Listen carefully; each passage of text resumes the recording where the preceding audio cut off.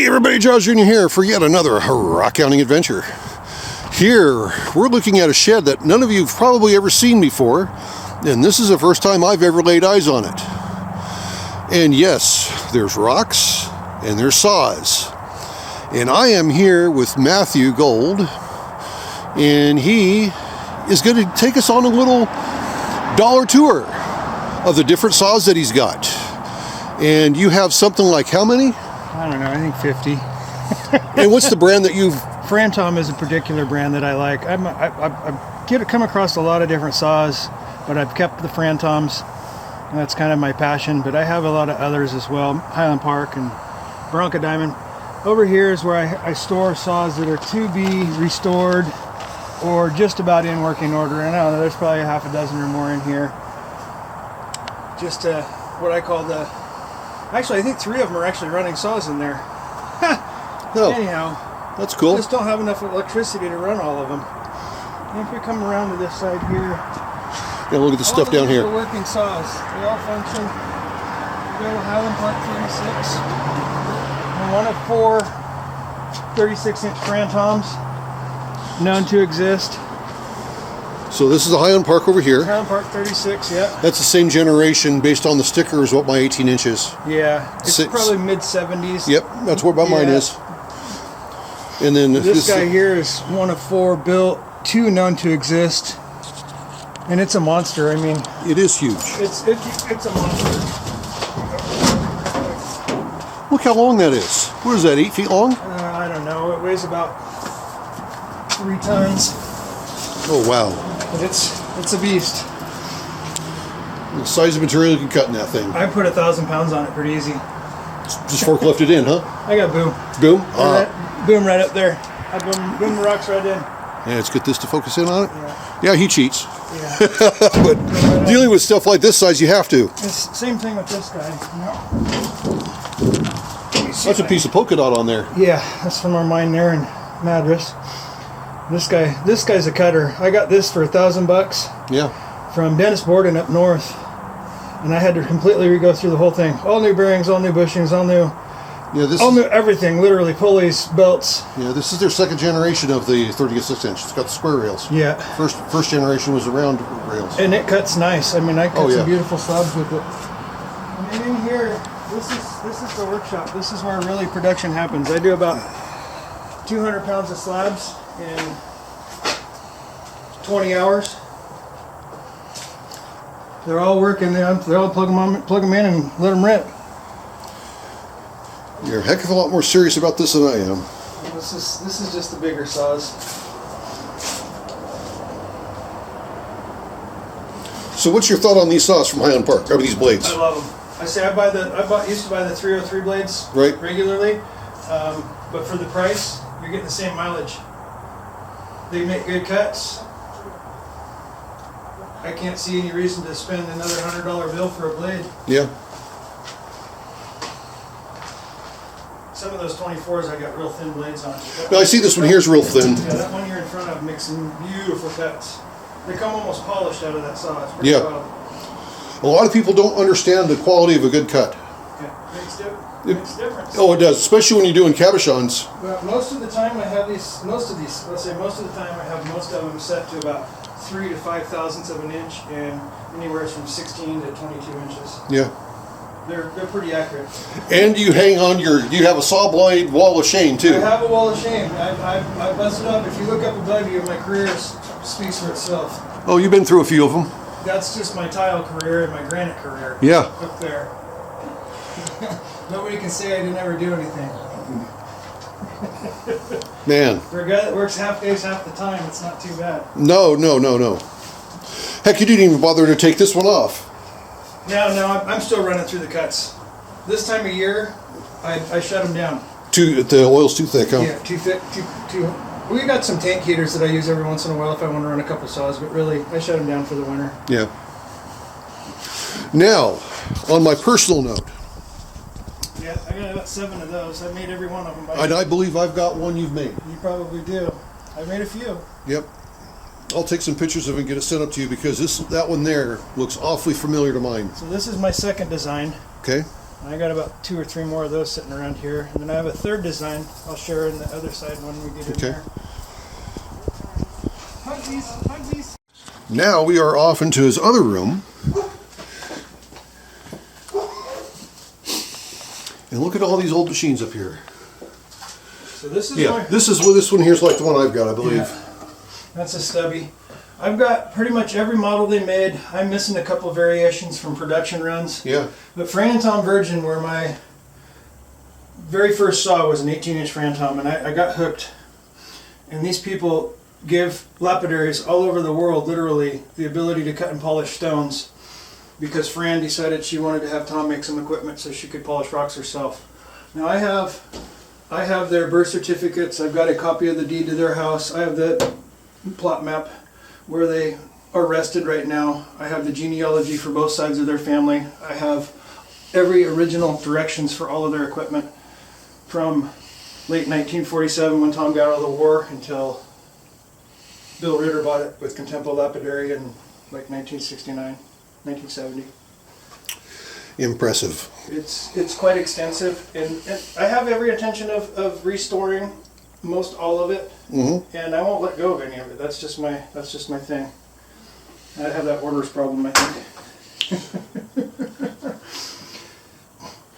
Anybody out there have any Frantom that I don't have? I'm interested. There's a 12-inch flat lap I don't have. There's a couple 6-inch machines that I don't have. There's an 8-inch saw that I don't have. There's just a couple little variations here and there. That is impressive. Yeah, there's a couple more sphere machines down there. See, this is my new design over here. Okay, let's look at this swing over here. Gear reduction. Most people don't realize that there's an axial force, not just a radial force on these motors. So I did this design to get rid of the axial force, put on a nice bearing up above, and this actually does double the speed. So I set this up for polishing, and I can polish a lot faster with this setup. Okay. And it's just That makes sense to me. It's just an idea I had one night. I was sleeping. I woke up and I thought, yeah, I'm gonna make one go a little bit faster instead of slow. But it's hard to do these anymore. There's companies out there that make these things that by the time I buy nuts and bolts, I'm ahead. I'm further ahead to just buy a brand new one. Yeah. Yeah. But yeah, the equipment that you got here, I've never seen most of this. It's the largest collection of Frantom in existence that that I know of. And there's rare pieces in here, that like this they made in their garage before they even had a factory. There's a machine down there they made in their garage. The one in the corner back here? Factory, yep. Yeah. Yep. I got a couple other saws down below that are before they went full production. But I have to give credit to a lady too. Jody Boyd's her name. She heard of me, and I went down to San Juan Capistrano in California to pick up the big 36-inch Frantom, and I stopped by for her, and she's the one that did all of this, and she's the one that has the genealogy that she gave me all of that for my collection. Wow. No, this is very impressive.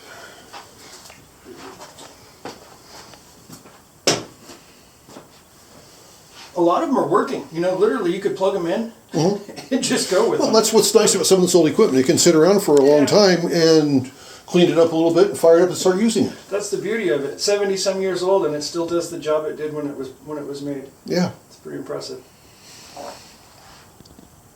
No, it's just... I didn't even show you my tumbler that I have out there. You're the guy that likes the tumblers. Well, there's the one that's going with me, right? Yeah, correct. Correct. There's a tumbler here on the floor that there'll be several videos done on it after we get it home. We'll show it here in a minute. Okay, he's going to show us what he calls his beast now. Now, he's shown me a lot of other things that I'm not going to be sharing with you guys, because if you want to see it, I'll put an email in the description section below for Matthew here, and send him a message. You might be surprised what can happen.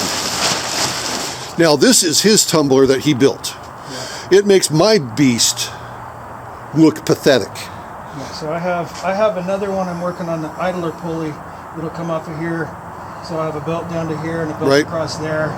I got 2 more things to put on down there. Right. But I just did this extension on it this year. Before it was just 8 barrels, and now I can have 12, 13 barrels on it. And I was finishing 40 pounds a week. Right. And, you know, I don't know. I'll probably finish 50 pounds now. Well, see, with my capacity, I can have, if I have every machine of mine running that I currently have now, I can have about 64 pounds of material processing at one time. Right. And I can have finished 10 to 15 pounds a week. Yeah. And that is if I'm running full speed ahead. I don't have the time for it, but what I like is having the capacity to do what I want to do. The way I set this up is I have 25-pound barrels that are on here for the second pass. I have 15-pound barrels, I have 12-pound barrels, and I have 6-pound barrels. So I can really do a culmination of different hardnesses and different materials all at the same time. Right. And I start off with a 65-pound on my first, and I just beat that thing up with as much as I can. Right. And then from there I go to this, and I just run it. It just runs most of the year. Probably 7 to 8 months out of the year this thing runs. Right. And I'm out here 2 days a week. Thursdays I do my cleanup for the final, which is 4 barrels, sometimes 5. And then on Fridays I spend the duration of a Friday afternoon with the garden hose, and I set up screens and stuff. Right. And clean up the second, third, and fourth barrels. First, second, third, and fourth barrels. Yep. And that's a long process on Fridays, but it is what it is. When I donate to the local clubs, there's 2 or 3 clubs. The Rice Museum used to get a 5-gallon bucket every year for the kids. I give away so many kids. Yeah, Children's Museum used to get a bucket until they went under, which was sad. And then now it's pretty much the Tualatin Valley and the Mount Hood Club that get buckets. Yeah. But any kid that comes here gets their pockets full. That's how it is with me. I had a neighbor show up about a week ago, and him and his boys were there, and I kept handing him stuff. Now, the stuff I was a little bit more pickier on, I had to inspect, was the obsidian I was handing out, because I had to make sure. I have some in there that's got some very nice quality to it. Right, some fiery, fiery stuff. I think I've got one piece in here.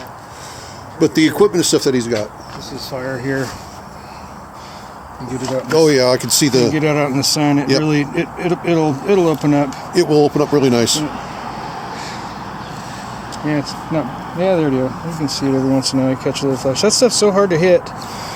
But I had about 6,000 pounds of it, and I only kept one piece. Yeah. I don't need any more than that. Well, I picked up the 5,000 pounds of rainbow. Right. And that stuff is available for $5 a pound to those whoever want it. They just have to reach out and contact me for it. Right. And my thing is, though, so I prefer to sell to the guys on the East Coast because they can't get it. So that's the interesting dynamic on the marketplace. To get equipment, you got to go here, and there's a lot of good rock over there that you can bring this way too. So, or vice versa, for that matter. Yep. You just got to be willing to take the trip. Okay, we've left up there at Matthews Place, and we are now back at the world headquarters. What you see here on the left is a Viking Vibrasonic Tumbler. This is what I was going up there for. I bought this. This is an old, it's cold, so these are stiff, old school tumbler. Now, these are still made and available from Diamond Pacific. These are 2, I believe, 6-pound capacity barrels. And this is basically the standard. There's really not many more out here that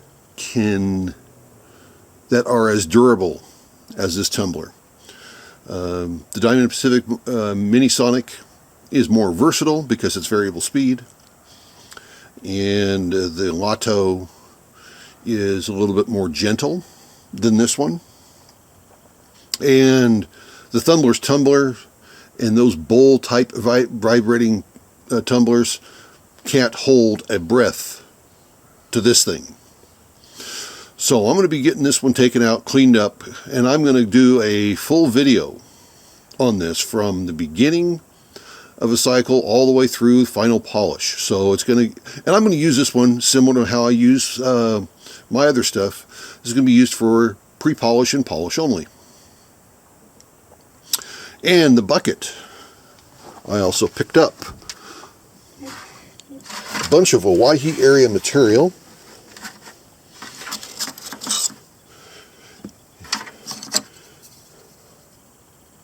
Owyhee gem jasper, or gem Owyhee jasper. So, some beautiful material here, all through it. There's also a nice chunk of polka dot thrown in here. Matthew is associated with the Owyhee gem claims and the polka dot mine. And here's a small piece of Owyhee rough. He threw in a beautiful chunk of Gary green with orbs on it. And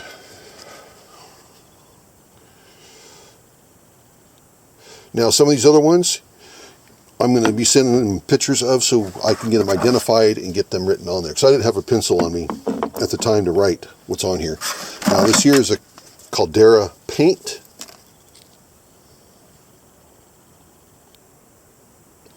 So yeah, great times, great times. Now this was pretty special too, because it has characteristics of Indian paint, as well as, I can't remember what the Owyhee he said it was from, but this was a pretty unique piece. And I don't know if I'll do anything with it. It's pretty heavily fractured, but I'll get some more information and determine what I'm going to do. And a couple other cool chunks. Again, I'll get all identified and marked. And then he's going to also help me identify the pieces that I have currently.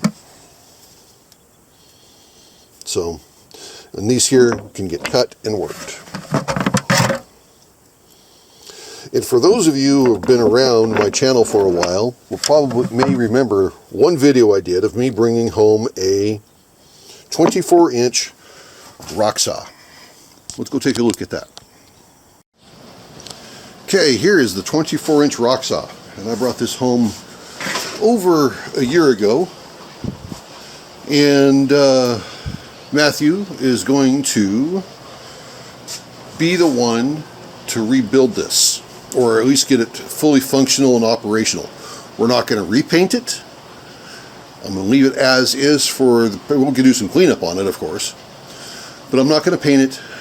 It's going to be an old school, hard-working machine, and yeah, it's going to do that. So it's going to go up to his place in March or April, and we will take you guys along for the ride for this little adventure and talk to him more about some other things. See, here's a piece of Owyhee area stuff that I need to have him identify.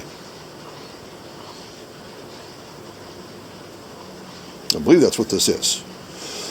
See, my weakness with all this rock hounding stuff is identification. I have a lot of stuff, and I have a general idea of what it is, but as for the exact location of where material came from, I'm still working on that. And it's always a learning experience, and that's why this is so fascinating.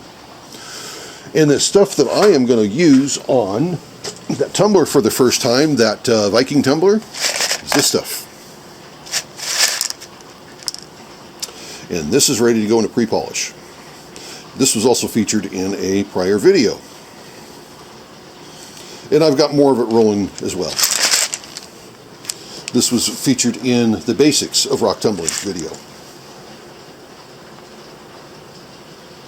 So we've covered a lot of ground today in this video here. We've seen a lot of saws. You've seen my newest piece of equipment. You see what I'm going to be doing with the current piece of equipment. We're going to have some fun.